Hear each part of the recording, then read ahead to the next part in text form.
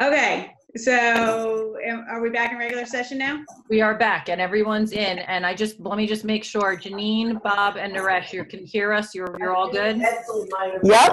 All right, great.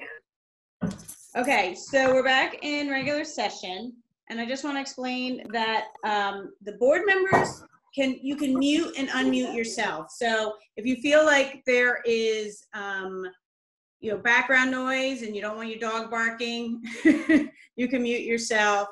Otherwise, and if you need to speak, you can raise your hand, and I can see most board members, or if not, Liz can indicate who wants to talk. But the whole public can see you. We cannot see the public. The public's video is off. The public's audio is off.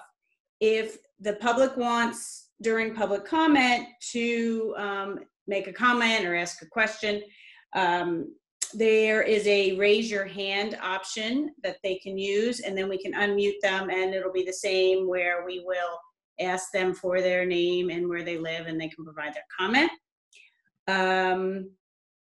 And the chat function has been disabled for everyone as well, both board members, administrators, and the public. So at this point, I think we'll move into board correspondence, which we don't have any. Correct. And then the next thing will be, we'll do committee reports next, and we have 3 up for this time. First is operations. So Greg, do you want to provide operations update? Unmute yourself, or Liz, you need to unmute him. Whoops. I'll do this on behalf of Peter Fallon, who was unable to attend today. We essentially had 2 different operations committee meetings. You've got the minutes from the April 2nd meeting. We also had a meeting just yesterday as a follow-up of that original meeting. And then I'll give you the information that was discussed yesterday after we go through the April 2nd minutes. One of the things that we had discussed on April 2nd was status of contracts for those who are providing services that are no longer being rendered. As you might imagine, those would be things like busing, waste removal, cleaning the schools, and based on consultation with Mark Zimmeter and acknowledging the New Jersey statute on this. If the vendor is not providing the service, we're actually not able to pay for those services. And so notices were sent out to the respective parties stating that we are no longer able to pay them since those services are no longer being performed. Mr. Stiles did point out that the stimulus package that was passed and signed by the president includes options to allow employers and by their action employees to continue to get some remuneration for that, and whether they decide to do that or not obviously is up to them. Next is facilities update. There were some weather issues that precluded proceeding with projects that were already planned, like the tennis courts. It's anticipated now that warmer weather is happening, that those will continue as planned. And I think the bulk of our discussion was really about the media center upgrade and the bond issue that was passed. And concerns were raised about what would happen if the state unilaterally decided not to provide the financial support in part for the cost of the bond.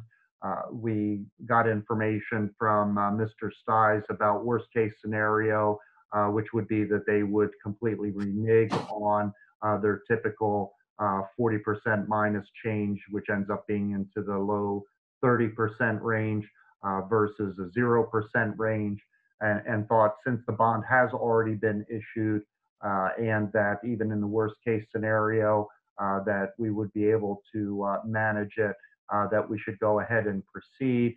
We did get information about bids yesterday, and the bid that would be the lowest bid was below that for which we had budgeted for, although we still don't have the information about the furniture component of that, which I think we're going to hear about tomorrow.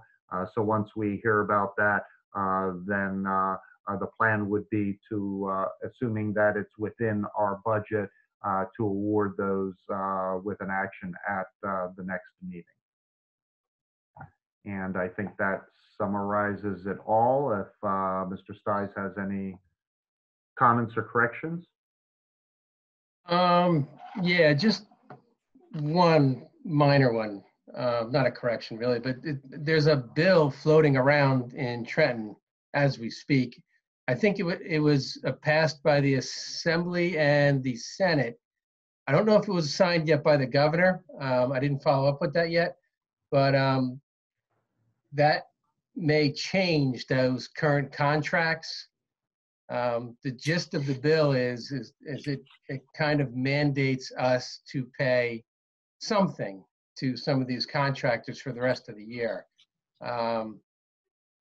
It's something we can negotiate with them, if I'm reading the bill correctly. But that was basically the only thing that may change. So, assuming the governor signs it, that could be something that could change.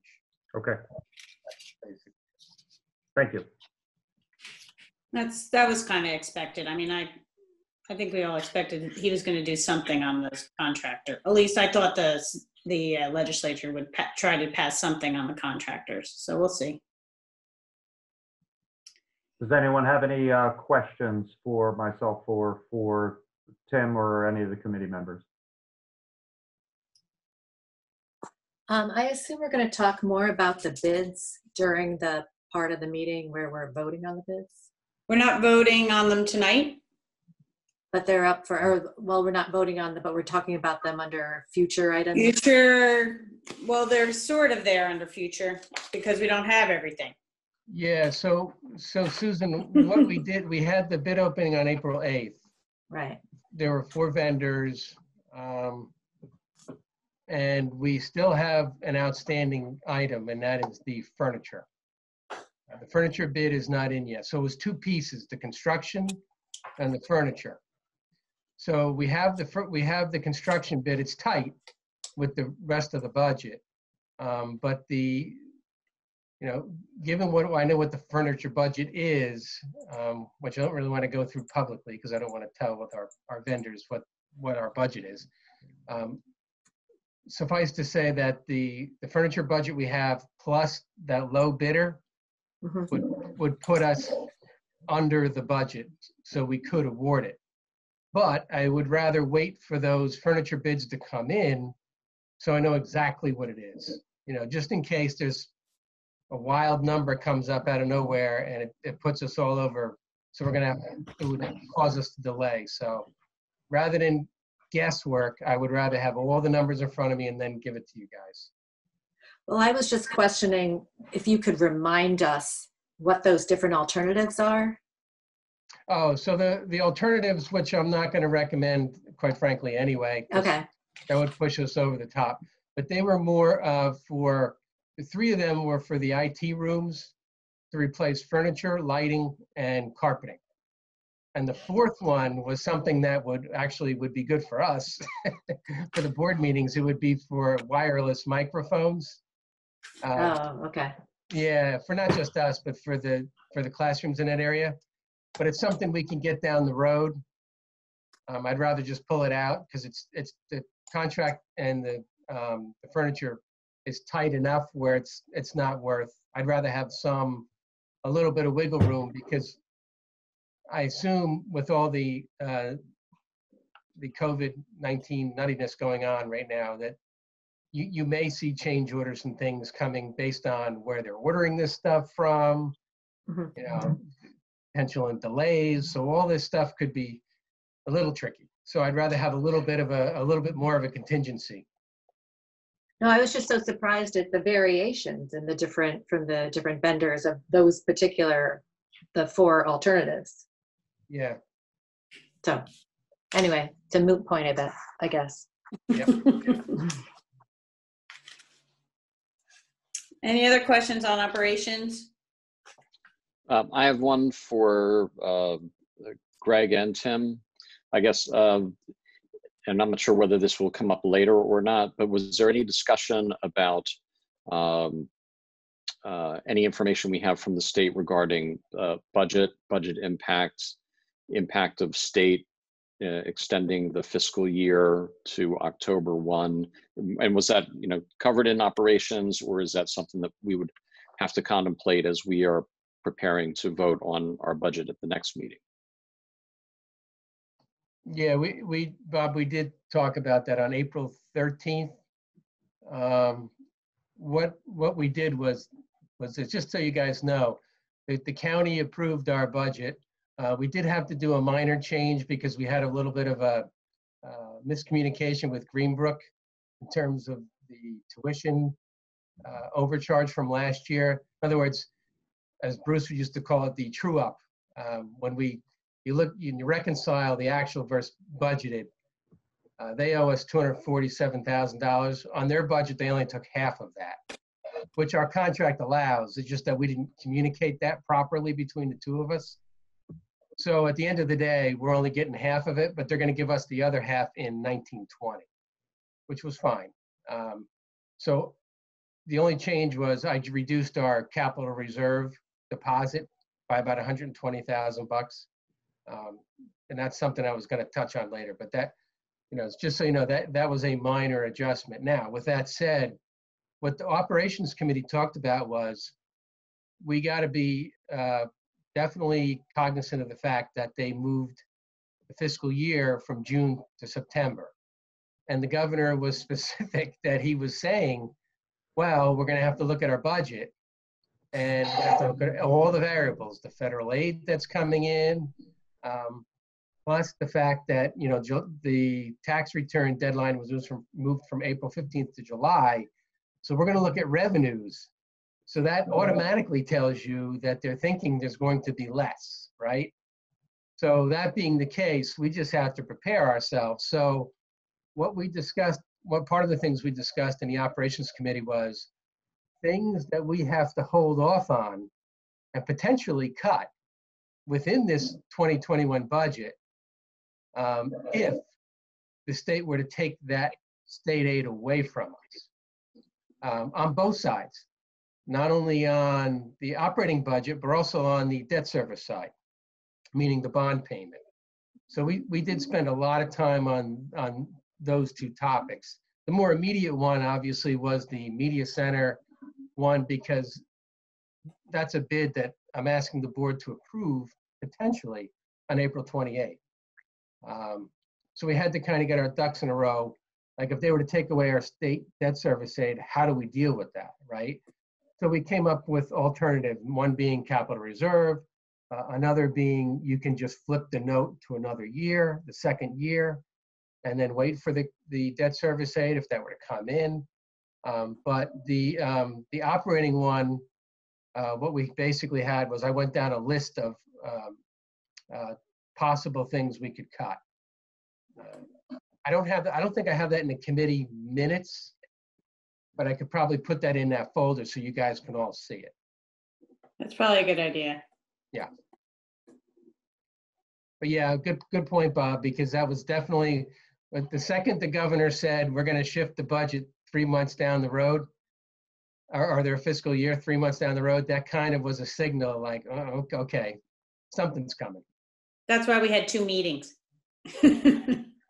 Well, and if you compound that with the potential that municipalities, if the bill goes through, have the ability to withhold payment or defer payments, which I think is odd in and of itself, considering that they've already collected the taxes. So I don't understand why that wouldn't be shared with us. But I mean, there's obviously cascading issues that are out there. that we just have to be cognizant of, so that regardless of what pitch they throw at us, that we're going to be able to maneuver and maintain operations appropriately. Right. And then, Tim, though, you did get an update from Senator Kane, right, about the Senate wasn't moving that bill or something like that? Yeah, they did. They didn't have it on their last session. I know they did get correspondence from a number of associations, one of which was the NJEA, which certainly adds a little weight to it. So I don't believe that they're going to go forward with this bill unless they amend parts of it.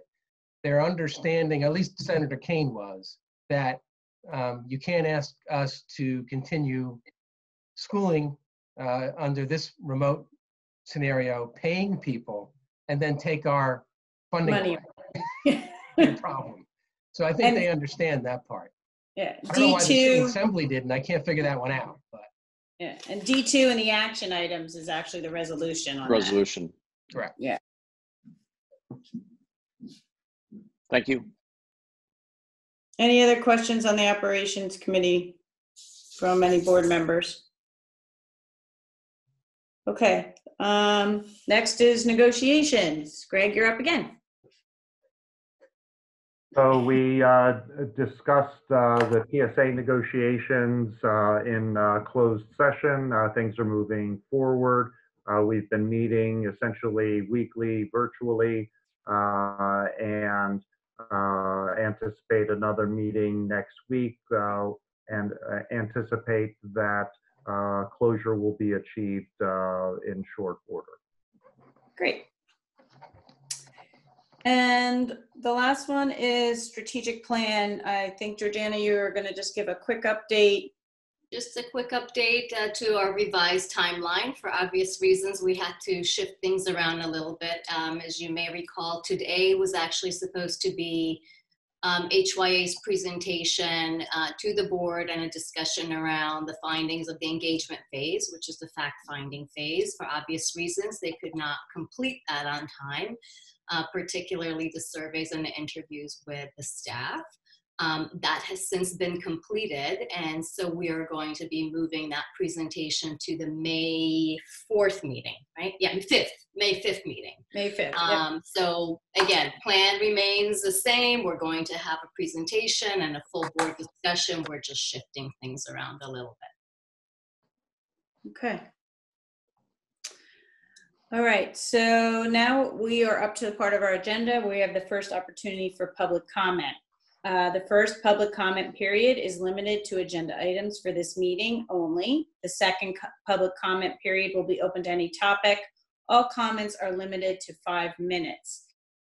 Again, as a member of the public, if you have a comment, use your raise hand option on Zoom. And if for some reason you have a technical issue, you can certainly email us a public comment after the meeting. So do we have any comments from the public?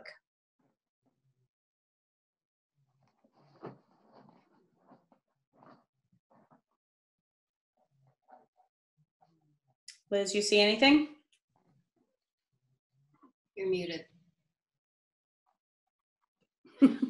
The other thing is too, if anyone who is a member of the public and is just having technical difficulty with raising your hand, we do have a second opportunity for public comments, so you can always email me between now and then that you were trying to and you couldn't, but otherwise you can always email comments after the meeting.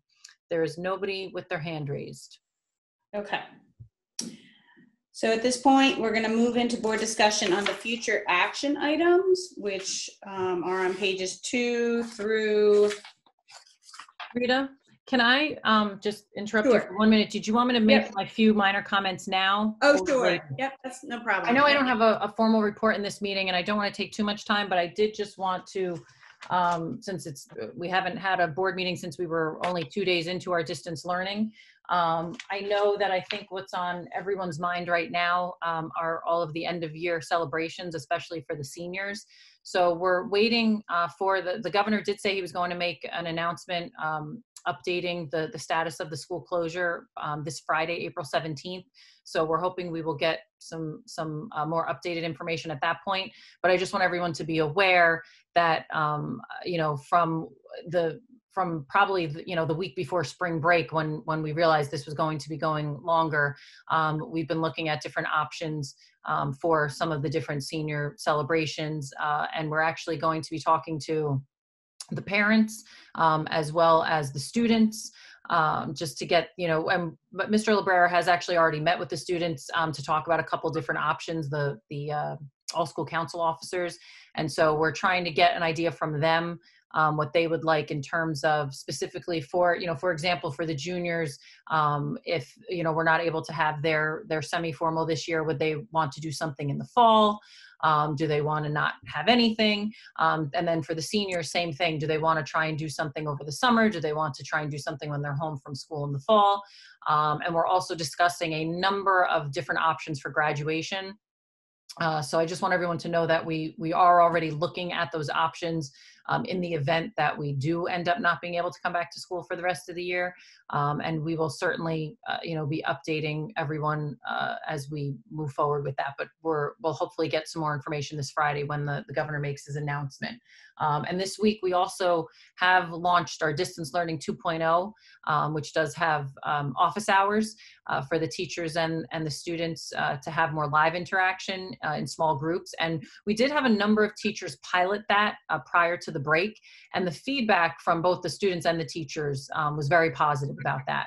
And, you know, that was really the number one piece of feedback we received prior to the break, was that they missed the day-to-day interaction that they have with each other and you know, with student to student, teacher to teacher, and teacher to student.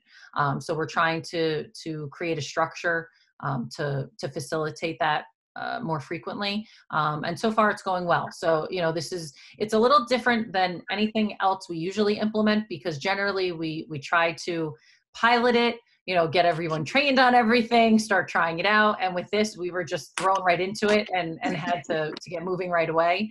I do think that our approach of starting with completely asynchronous instruction initially, so that we could, you know, so the teachers could get comfortable and the students with using the platforms, plus Zoom was able to work out many of their kinks in terms of any of the security or privacy concerns. And they've addressed all of those and changed a lot of their default settings and their guidelines. So we're much more comfortable moving into that now. So again, I thank everyone from the parents to the students to the staff for their patience with all of this, their flexibility, and the open mind that they've approached this with. Everyone is going above and beyond and making the best of the situation. And you know, what some of our students are doing is truly inspiring, because we have students developing PPEs. You know, I think Jordana's son is one of them who's making masks at home. We also have students taking up collections for food for our healthcare workers. And we actually have another one of our students who created his own wellness activities that we're going to get permission from him and his parents to link it to our wellness room. He was inspired by our Warrior Wellness Room and created some of his own things to share. So, you know, it's truly inspiring. And as much as I do hope that we get back to normal, you know, sooner than later when it's safe, it's amazing to see how everyone has really risen to the occasion, given the circumstances. And I appreciate the board's support as well. Because, you know, you've just rolled with it as we've gone into this the past couple of weeks. So I appreciate that. I have a quick question before we move forward. Sure. Can we give, is it possible to give a little rundown on how to navigate Zoom if one of the members of the public want to raise their hand? I know personally when I first started using Zoom, I had a difficult time navigating the features and specifically how to raise my hand, just in case there's anybody in the public that is unaware of how to do it. So my view is a little bit different because I'm hosting the meeting, but perhaps one of the participants can just indicate where the raise your hand icon is. I know for me, it's under, well, I'm using an iPad, and so on Mhm. mine, I have a option that says more. And when I Yeah, if click you're using more, the app, if you're using the app on your iPad, Yeah. it's different. It's going to be different if you have a browser. If you're using a browser version, the So I app just- version is a little bit more user-friendly than the browser version. I know from my perspective, the browser version I've downloaded on my laptop, and as opposed to using the more feature, if I go to participants in the bottom, It says I raise your click hand. on that, it'll give me a list, and on the bottom right, it gives me the option to raise hand. Just in case if there's anyone in the public that is unaware. So I do Thank you, have, Fred. there is a member of the public that has their hand raised, but we did close public comment, I believe. So I will ask them to hold it for our second public comment period. Okay. Rita, is That's that good with you? Yeah, Okay. that's fine. Question. Sure. So my question relates to distance learning. Do students have any lab, science lab that they had, and what are you doing about it in distance learning? The teachers are, assigning things virtually. It's obviously different than what it is in school, but especially for the AP courses where they need to complete different requirements. So I can get more details for you from our Director of Science, Michael D'Alessio, and follow up with the board on that. But do you have physics lab, chemistry lab, biology labs in the school? Are we doing something about it? It's part of the course requirements, so they are doing something about it. I can get you more details from the Director of Science to let you know. And I think Jordana had her hand raised as well, Rita. Yeah, and again, I mean, it's incredible how quickly everybody just adapted to this new way of life. It really is amazing, and kudos to everybody as we continue to, continuously improve. Just a couple of thoughts to put out there. Just personal, complaints that I've been getting, not really complaints, but it's very tough to sit and stare at a screen for so many hours, right? I mean, it's my child is like glued to his seat as much as I try to get him off of there. So just anything we can do to, I know the gym, the PE folks are doing stuff, trying to get the kids to move and get credit for PE. So that's awesome. But anything else that the teachers can think of just to vary things up and get the kids off of the screen, because it is really, really hard between homework and school all day on the screen. Just even focusing is rough. So just to throw it out there as you guys continue to explore ways to improve things. Thank you. No, I appreciate the feedback. Rita, Bob has his hand raised as well. Okay. Bob? Unmute. Yeah, unmute. Yeah, I got to unraise my hand and then unmute at the same time. So it's like walking and chewing gum here. I just wanted to, comment or kind of augment what the superintendent said regarding the changes that they've done and going to the 2.0 model that they're working on now. And I think, Jordana, some of the things that they've put in place have been put in place to address the very things that you're talking about. The fact that students are, in a model that many schools are using, they're doing the same thing, but they're doing it online. They haven't adapted to the fact that it's not the same and you can't treat it the same. And I think the 2.0 model that the administration has put in place, which really focuses more on asynchronous learning. They have the office hours. It allows the students the time to be able to work at their own pace, know what their deadline is for turning things in, have access to our faculty for conversations. And I think all of those things will help alleviate some of the issues that you were seeing early on when everyone was just trying to treat it like a school day and I'm going to sit at my computer for 6 hours. So I think as everyone settles into the groove that we're going to have to be in for a while, I think that will go a long way in fixing things. And I've already shared this with Liz, but I wanted to say it in front of the board. I think kudos to the administration because they're taking a very appropriate approach in adapting to the environment, while a lot of schools are not adapting at all. So, thank you. Agreed. Appreciate that. Okay. So our future action items are on pages 2, 3, and 4. And so this is your time to ask for questions about things that these things we'll be voting on next meeting on April 28th. Rita, can I just talk about a couple of the changes to those Sure. items? Okay. Yep. So in the D section, item number 7, we did add the staff laptops, the Chromebooks that we had in our budget for next year, 2021, and all the student Chromebooks. I would usually do this in May, but because of what's going on right now and the need for technology for sure, I want to make sure we get this order in as early as possible, which is why I kind of bumped it up till April 28th. And those are things we would not cut from our budget. Obviously, they're very important. If this is to continue, I hope it does not. But if it were to continue, obviously the technology is a major component of all this. That's why we moved it up. Item 9, which we've talked about before, that's the bid results.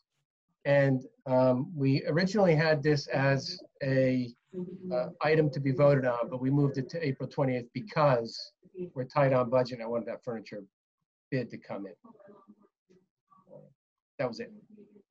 And when we vote, we're going to vote on the base bid or the total, all bids? The recommendation is going to be the base bid. Bid, okay. That's what Susan was talking about earlier then. Correct. Barry has a question, Rita. Okay. Question. Okay, so the Chromebooks, have we gotten any indication that they're going to actually be able to be delivered on time, or is there going to be some sort of holdup? Well, that's the concern, Barry. I'm aware, you know, there's no specific answer right now. There are concerns. That's what we're hearing. So that's why the earlier we get it in, the better. I agree. So, and those are for the 475 Chromebooks are basically for the new class coming in. Correct. That's the Yes. incoming freshman. And is number 6 just something that we normally carry over? Or is that the IDEA fund carryover, Tim? Is that just like that's okay, normal thing? Okay. All right. Any other questions? Greg? I just wanted to speak out on behalf of Tim. That was discussed in operations. I didn't mention it in our report, but we did recognize that a supply chain issue may exist, and rather than putting it off to the usual time, that we're doing it in advance in order to ensure that we're early enough in the queue that we won't suffer from a untimely delay. Okay. Any other discussion on the future action items? All right, why don't we move to our action items? I need motions. Somebody, Bob, somebody want to move? I have a question. Oh, you have a question on the future action item? No, the action items. Item B3. When we move them, as we move them. I'll make a motion to move item A1. We need a second? Second. Okay, any questions or comments on A1? No. All right, roll call, Mr. Size. Everybody needs to unmute so we can hear you for roll call. Okay, Dr. Chan? Yes. Mr. Hayek? Yes. Mr. Hunsinger, who is muted? Yes. All right. Mr. Morrison? Yes.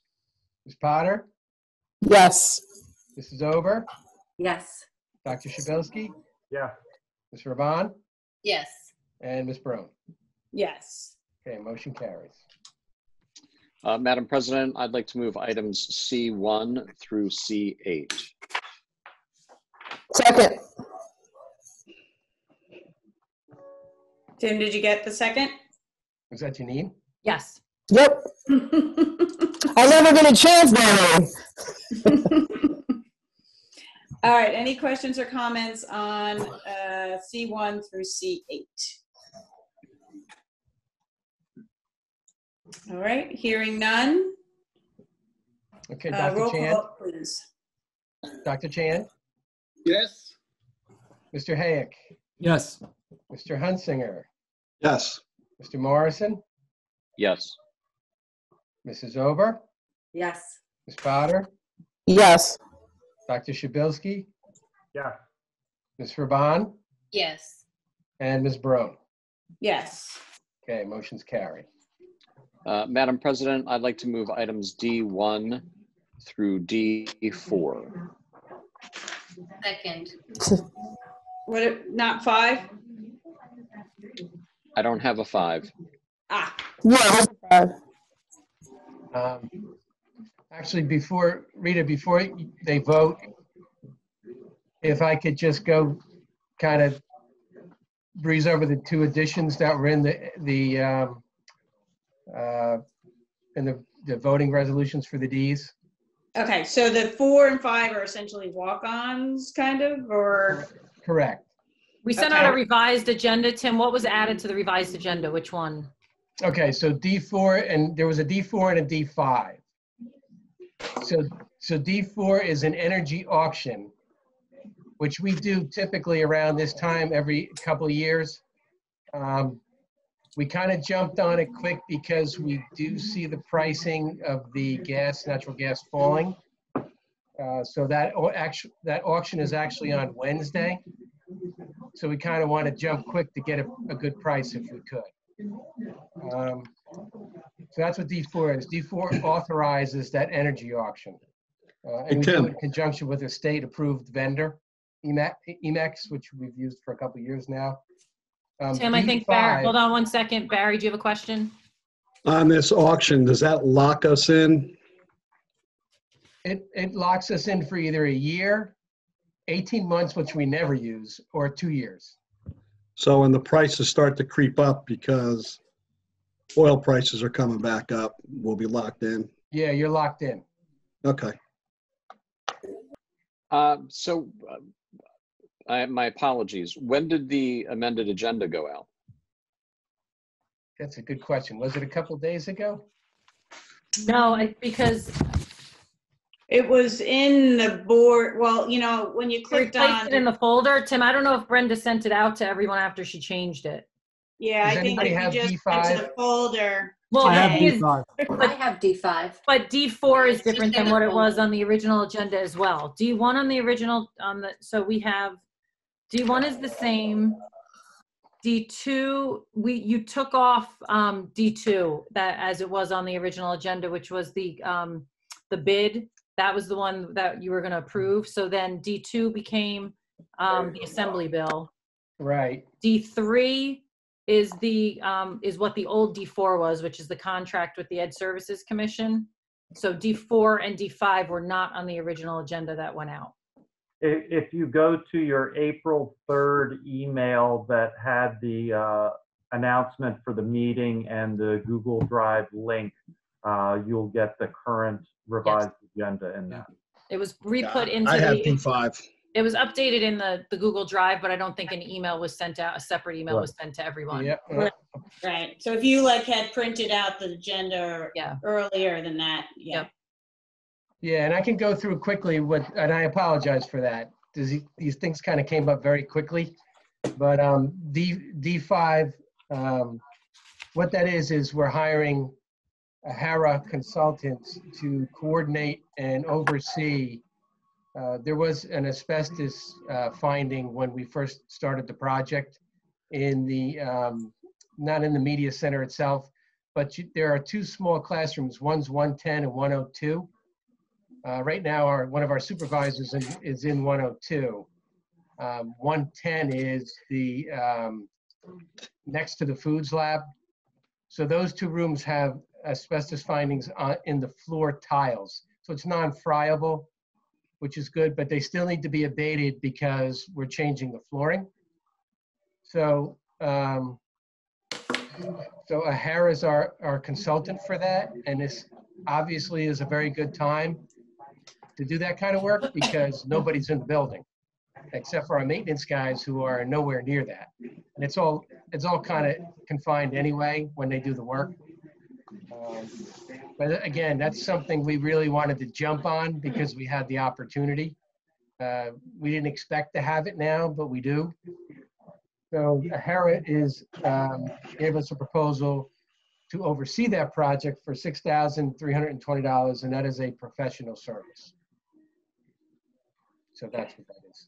And again, I apologize for the confusion. Yeah, I just think, I think when the agendas change, particularly in this environment, if we could be notified of that, because even the email from April 3rd, if that's what everyone was referring to, when I click on that one, it brings me the exact same agenda that I have now. So again, just if there's a heads up on that we need to go get it, that would be helpful. That's all. Yeah, no problem, Bob. It's a good point. No, we'll remember that for next time because we're used to putting the printout of the revised agenda in your folder. And Right. Obviously that didn't happen tonight. So we'll make a note that we need to make sure that we send you the, to make you sure you look at the link again. Yep. So I need to amend my motion. Yes, please. D1 through D5. Okay. A question for D3. Sure. So, Tim, I'm not sure what the other items are, but one item I'm sure about is the battery. You have the laptop batteries in the table D3, item number 3. It looks like the battery cost per battery is like $72. Normally, I have bought quite a few times, batteries for my laptops from Amazon. They cost like $20, $25. So I do not know why $72 here. If you put the part number on the Amazon, then you may find that it costs maybe like $20, $25. Well, and the rest, we can't use Amazon. That is a problem for us. I mean, I like Amazon's pricing and I wish we could use them, but they don't fulfill the needs for the state's documentations, the business certificate forms. There's a lot of things they don't do correctly. So we're not really supposed to use them. I wish we could, because their Might pricing not is be the always very same good. PC either. I'm sorry? It might not be the exact same PC. It may No, not you can be. buy I don't know. you can buy the batteries for any PC from them. Yeah, but we can't, in the rest, we really can't use Amazon. It's a compliance issue, unfortunately. And I think they're mostly consumer models. Could be. Any other questions or comments from D1 through D5? And I think at some point we need a second on the motion. Second. Second. All right, roll call, please, Mr. Size. Okay, Dr. Chan? Yes. Mr. No, sorry, he's not there. Mr. Hayek? Yes. Mr. Hunsinger? Yes. Mr. Morrison? Yes. Ms. Potter? Yes. Mrs. Ober? Yes. Dr. Shabilsky? Yes. Ms. Raban? Yes. And Ms. Barone? Yes. Motion's carried. We're now at the portion of the agenda for the second opportunity for public comment. If any members of the public have a comment, please use your raise the hand function and we can unmute you. So Ms. Caruth, if you can state your name and your address. Is that what we asked them to do, Rita? Or their Yes. town? Correct. Okay. Yes, the name and their town, correct. Okay. Hi, yeah, I'm Marianne Caruth and I live in Warren, and my address is 4 Foxhill Drive West. Did you get that? Yes. Okay. Can I ask my question? Well, for comment, it's a comment period, but if you have a question and we can get back to you on it through administration, we can try that. Sure. So it's just with reference to the teleschooling that's happening. I'm happy to see that today I was talking to my son, who's a sophomore there, and then he's had 2 phone calls and a few Zoom meetings. My question and my suggestion, and I'm sure a lot of parents would agree with me because I know that other schools are doing this, if not in New Jersey, New York, is would it be possible for us to have more face-to-face interaction? You know, at least one Zoom class meeting every day, just so that the children get to see their professor and get the feeling, their teacher, and get the feeling of being in a classroom with their other classmates. Now that we're sort of getting into this long haul of teleschooling, I just think it's sort of time, and I know that you have many constraints, but I still think it's time for a little more one-on-one live interaction between teacher and student, at least once a day. Thank you. Thank you. I mean, we are continuing to look at this as time goes by, and your comment is being taken to heart and will be reviewed. We're just starting this, and Right. there actually should be an opportunity, at least one opportunity every day, the way that we've structured the office hours. Well, I totally get that. subject. No, that's great. I mean, I'm so glad to see the office hours. What I mean is an actual class session where I don't know how you would organize it between the teachers and their students. I realize there's a lot of organizing, but at least have one live class or one Zoom session so that, I mean, for obvious reasons. Yeah. So after we close public comment, I can speak to that a little bit more. Okay. So are you saying I should stay on? You can say yes. Once I'll wait till anyone else provides any public comment, and then I'll respond to everything at once. Sure. Okay. Thank you. Thank you. Thank you so much for your feedback. Sure. We do have, I'm sorry that it doesn't say your full name, but I believe your first name is April. You have your hand up. Hi, how are you? April Larson, 10 Pine Street in Greenbrook. First, I would just like to say what a wonderful job the teachers have done. They all deserve Teacher of the Year. I'm very impressed with both of my students at home, how diligent they are and how hard their teachers have worked. My question is regarding books for language arts. Are they going to be able to access books online for language arts? Both my students have finished their books, and they're sort of wrapping up the period. So I'm wondering how the school is going to supply that for all students. Thank you. Thank you. Thank you, Ms. Larson, and thank you for the positive feedback. And I will absolutely respond to that inquiry as well. See anybody else?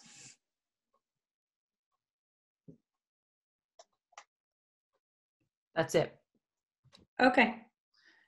So do you want to close public comment, and then I'll close public comment, and then yes, you can respond. So I appreciate your feedback. So the reason that we are staying with an asynchronous model, there are a lot of reasons for that. Schools that have tried to do synchronous instruction have actually experienced a lot of issues with it. One being that everyone's home situation right now is vastly different from the adults, to the students.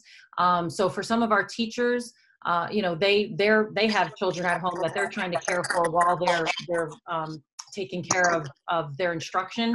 So that's why, while we have suggested times for the office hours, we do understand that they need to make childcare arrangements if they're going to be face-to-face on the screen with their students. So there's flexibility with when they schedule that with the small groups. There's also demands on the students where some of them are helping care for younger siblings, and they have different things going on in their homes. So to have everyone be available at the same time in a class is really not logistically possible.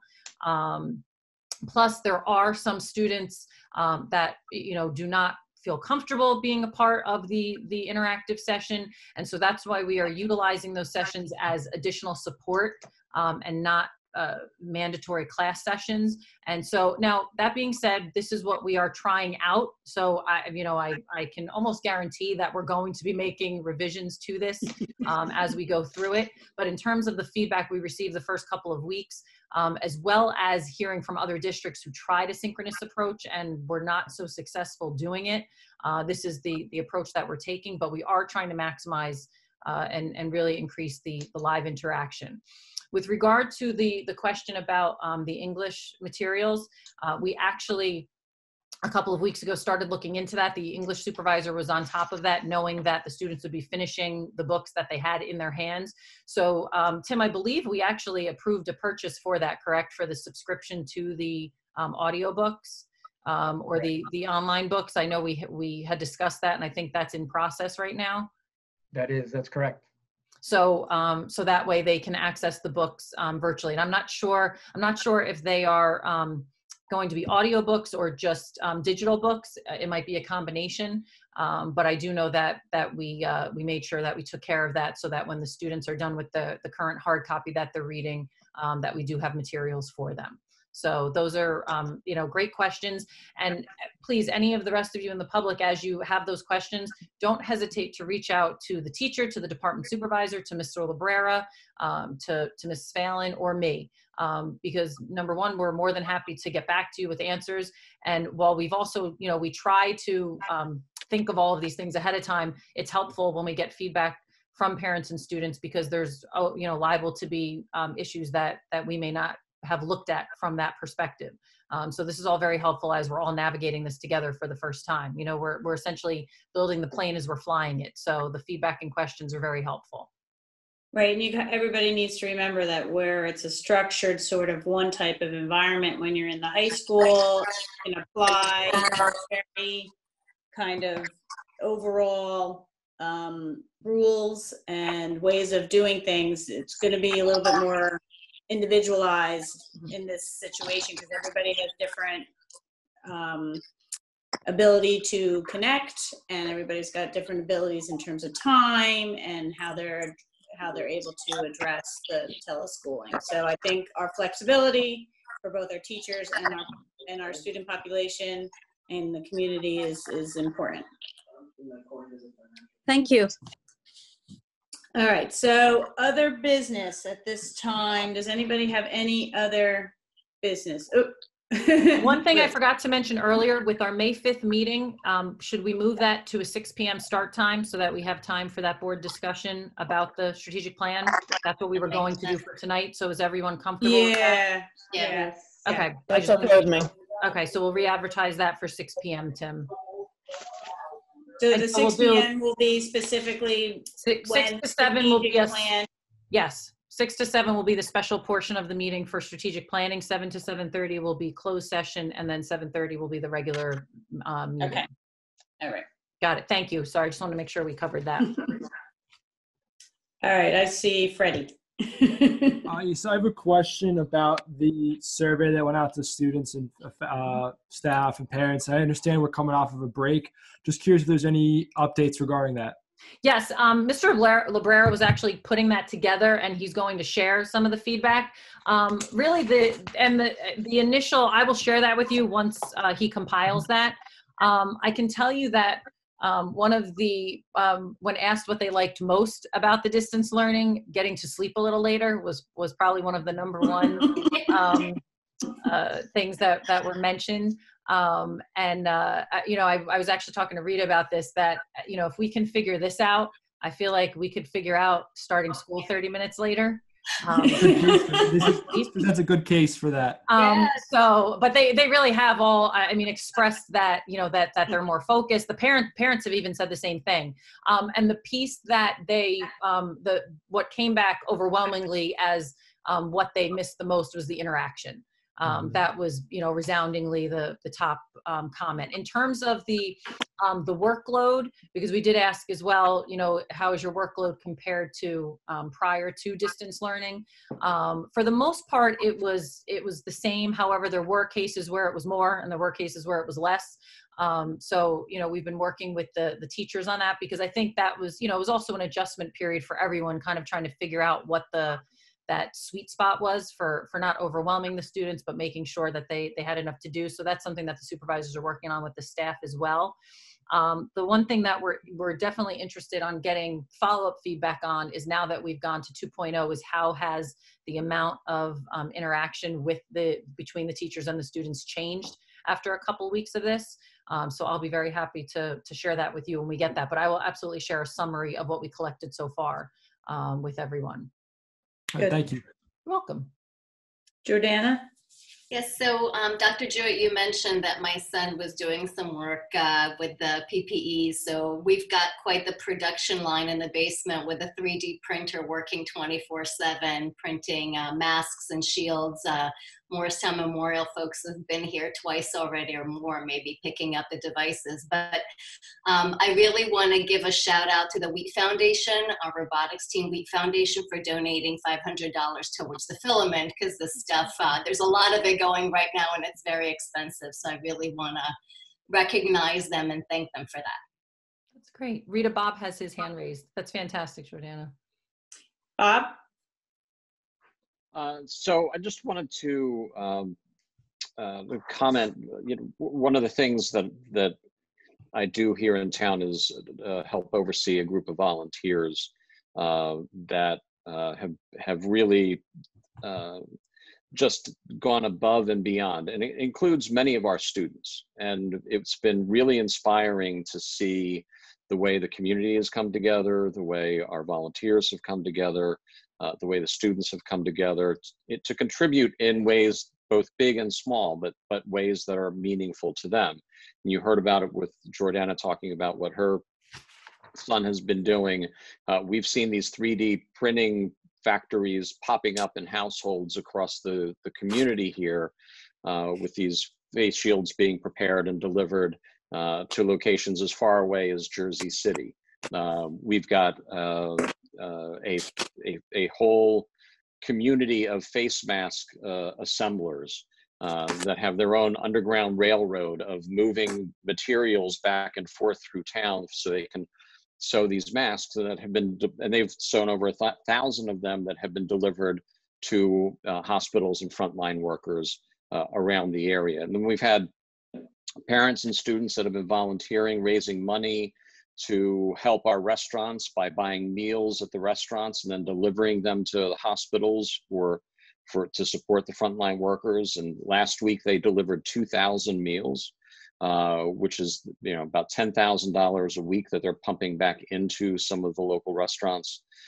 So it's just been really encouraging to see the way that different people have stepped up different ways. And by the way, there's an entire group that's just focused on letter writing and pen pals and phone calls to our senior centers, including groups that are being led by several of our coaches and many of our team, the members of the teams. And Rich Soybert stepped up on the first day when the call went out and said, I'm in, my kids would love to do this. Several coaches stepped up as well. And they're doing the outreach to make sure that while people are isolated, that they don't feel alone. And I think it's really important for us to recognize and acknowledge, the great caring that has been shown in our community and the great volunteer efforts that are going on across the region, both organized and unorganized, to help our folks at a time of need. I've said it to everyone. It's one of the most inspiring things that I've ever been able to witness. And I feel like I'm so fortunate that I have been able to see up close a lot of the work these folks are doing, because it's absolutely incredible. Thanks. Thank you.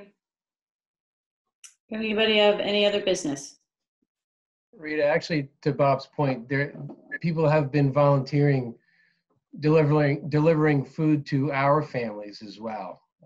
Both ours and Warren K-8 students as well, which is very That's nice. great. Yes, that is great. Okay. If there's nothing further, can I have a motion to adjourn? So moved. Second. All right. All those in favor? Aye. Aye.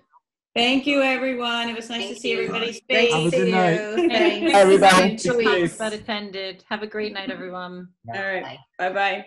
Bye. Thanks. Bye.